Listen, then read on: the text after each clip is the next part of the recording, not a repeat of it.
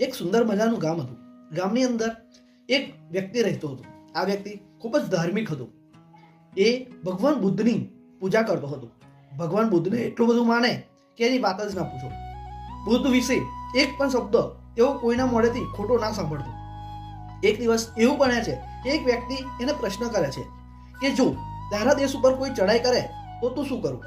ત્યારે એ વ્યક્તિ કહે છે, મારા દેશ ઉપર કોઈ ચડાઈ કરે ને તો હું મારી ગરદન કપાવીને પણ મારા દેશનું રક્ષણ કરું. ત્યારે સામેવાળો વ્યક્તિ કહે છે કે જો તારા દેશ ઉપર કોઈ સ્વયં ભગવાન બુદ્ધ જો હુમલો કરે તો તું શું કરું?